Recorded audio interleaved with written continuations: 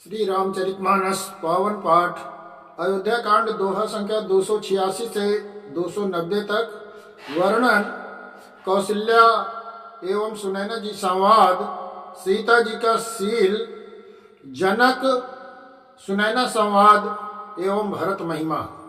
जय श्री राम। सिय पित मातु स्नेह बस विकल न सकी संभारी धरणी सुता धीरज धरऊ समऊ सुधरमु बिचारी। पिता माता के प्रेम के मारे सीता जी ऐसे विकल हो गई कि अपने आप को संभाल न सकी, परंतु परम धैर्यवती पृथ्वी की कन्या सीता जी ने समय और सुंदर धन पर विचार करके धैर्य को धारण किया। तापस बेस जनक सिय देखी भयउ प्रेम परितेश विशेषी पुत्र पवित्र किए कुल दो सुजसु धवल जगु का सबु को। सीता जी को तपस्वी वेश में देखकर जनक जी विशेष प्रेम और संतोष हुआ। उन्होंने कहा, बेटी तुमने दोनों कुलों को पवित्र कर दिया, तेरे निर्मल यश से सारा जगत उज्जवल हो गया, ऐसा सब कोई कहता है। जित सुर सरी की रत सिर तोरी गवन कीन विद अंड करोरी गंगे अवनि तल तीन बडेरे यही किए साधु समाज घनेरे। तेरी कीर्त देव नदी गंगा जी को भी जीत कर, जो एक ही ब्रह्मांड में बहती है, करोड़ों ब्रह्मांडों में बह चली। गंगा जी ने तो पृथ्वी के 3 ही स्थानों हरिद्वार प्रयाग और गंगा सागर का तीर्थ बनाया, बड़ा तीर्थ बनाया, पर तेरी कीर्ति नदी ने तो अनेकों संत समाज रूपी तीर्थ स्थान बना दिए। पितु का सत्य स्नेह सुबानी सिल सकुच महु मनऊ समानी पुण्य पित मातुली नवरलाई सिकयात सहित दीन सुहाई। पिता जनक जी ने तो स्नेह से सच्ची सुंदर वाणी कही, परंतु अपनी बड़ाई सुनकर सीता जी मानो संकोच में समा गई। पिता माता ने उन्हें फिर हृदय से लगा लिया और हित भरी सुंदर सीख और आशीष दी। काति नसीय सकुच मन माही इहाँ बसब रजनी बल नाही लकी रुक रानी जनावऊ राऊ हृदय सराहत सील सुभाऊ। सीता जी कुछ कहती नहीं, परंतु मन में सच्चा रही है कि रात में साधुओं की सेवा छोड़कर, सासुओं की सेवा छोड़कर यहाँ रहना अच्छा नहीं है। रानी सुनैना ने जानकी का रुख देखकर उनके मन की बात समझकर जनक जी को जना दिया और दोनों अपने हृदय से सीता जी के शील और स्वभाव की सराहना करने लगे। बार बार मिल भेंट सिया विदा कीन सनमानी कई समय सिर भरत गति रानी सुबानी सयानी। राजा रानी ने बार बार मिलकर हृदय से लगाकर तथा सम्मान करके सीता जी को विदा किया। चतुर रानी ने समय पाकर राजा से सुंदर वाणी में भरत की दशा का वर्णन किया। सुनि भूपाल भरत व्यवहारु सोन सुगंध सुधा शशिसारु मुंदे सजल नयन पुल के तन सुजसु सराहन लगे मुदित मने। सोने में सुगंध समुद्र से निकली हुई सुधा में चंद्रमा के सार अमृत के समान भरत जी का व्यवहार सुनकर राजा ने प्रेम विह्वल होकर अपने प्रेमाश्रुओं से के जल से भरे नेत्रों को मूंद लिया। वे भरत जी के प्रेम में मानो ध्यानास्त हो गए। वे शरीर से पुलकित हो गए और मन में आनंदित होकर भरत जी के सुंदर यश की सराहना करने लगे। सावधान चुन सुमुख सुलोचनी भरत कथा भव बंध विमोचनी धर्मराज नय ब्रह्म विचारु इया जथा मति मोर प्रचारु। बोले, हे सुमुखी, हे सुनैनी, सावधान होकर सुनो। भरत की कथा संसार के बंधनों से छुड़ाने वाली है। धर्म, राजनीति और ब्रह्म विचार, ये तीनों विषयों में अपनी बुद्धि के अनुसार मेरी थोड़ी बहुत गति है, अर्थात इनके संबंध में मैं कुछ थोड़ा बहुत जानता हूँ। सोमति मोरी भरत महिमाही, कहे का छली छुअति न छाई। विद गणपति पति शिव सारद, कवि को विद बुध बुद्धि विशारद।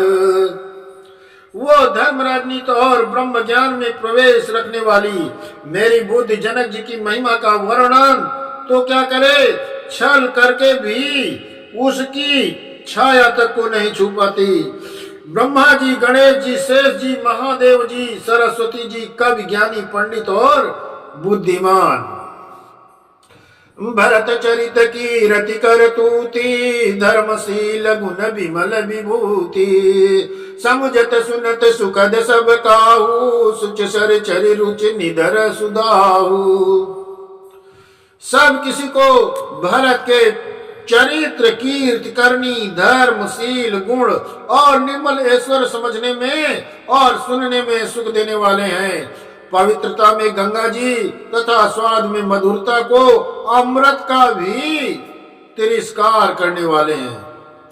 निरवधि गुण निरुपम पुरुष, भरतु भरत समझानी। कई सुमेरु किसेरु सम, कवि कुल मति सकुचानी।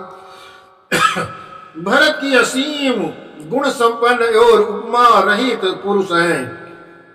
भरत जी के समान बस भरत जी ही हैं। ऐसा मानो सुमेर पर्वत को क्या सिर के बराबर कह सकते हैं। इसलिए उन्हें किसी पुरुष के साथ उपमा देने में कभी समाज की बुद्धि भी सकुचा जाती है, शर्मा जाती है। अगम सबई बरनत बन बरनी, जिम जलहीन मीन गम धरनी। भरत अमित महिमा सुन रानी, जानिय राम उन सकई बखानी।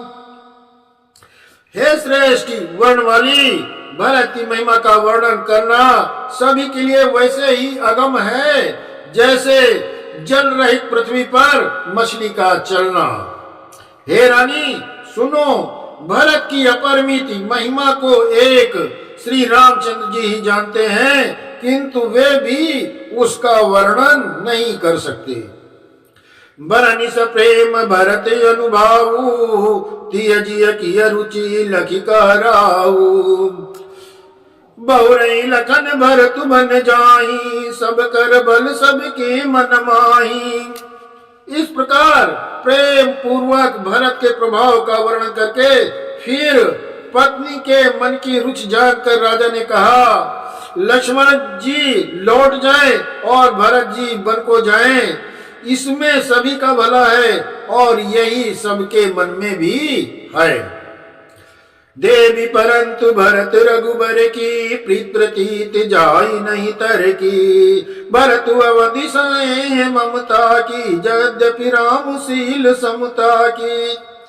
परंतु हे देवी, भरत और श्री रामचंद्र जी का प्रेम और एक दूसरे पर विश्वास बुद्धि और विचार की सीमा में नहीं आ सकता। यद्यपि श्री रामचंद्र जी की समता की सीमा है, तथापि भरत जी प्रेम और ममता की सीमा है।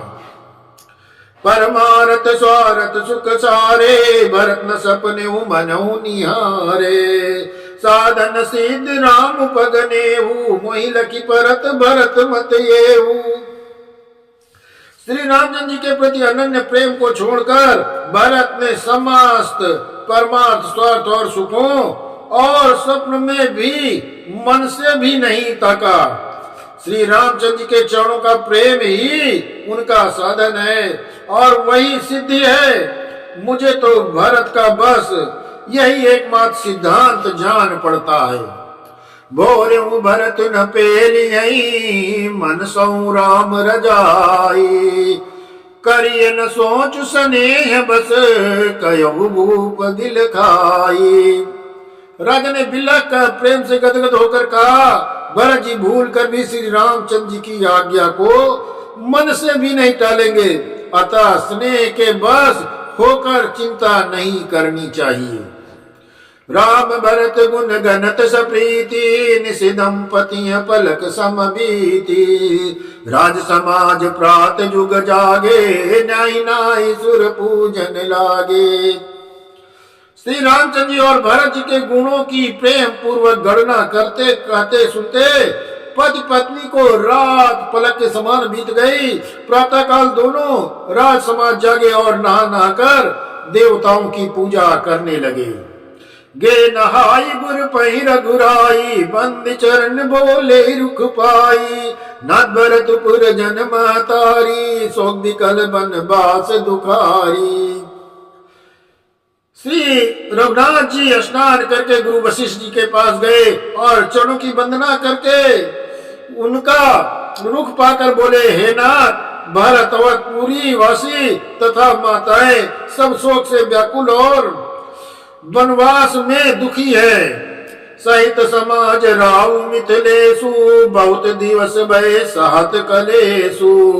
उचित होई सोई कीजिए नाथा, हित सबई कर रो रे हाथा।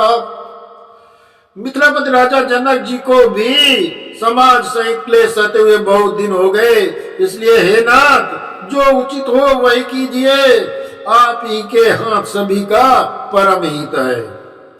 अच कही अति सकुचे रघुराऊ, मुनि पुल के लखशील सुभाऊ। तुम बिनु राम सकल सुख साजा, नरक सरिस दुअराज समाजा। ऐसा कहकर रघुनाथ जी अत्यंत ही सकुचा गए, शर्मा गए। उनका शील स्वभाव देखकर प्रेम और आनंद से मुनि वशिष्ठ जी पुलकित हो गए, प्रसन्न हो गए। उन्होंने खुलकर कहा, हे राम, तुम्हारे बिना घर बार आदि संपूर्ण सुखों के साज दोनों समाजों को नरक के समान है। प्राण प्राण के जीव सुख के सुख राम। तुम तजतात सुहात गृह, जिनहि तिनहि विधि बाम।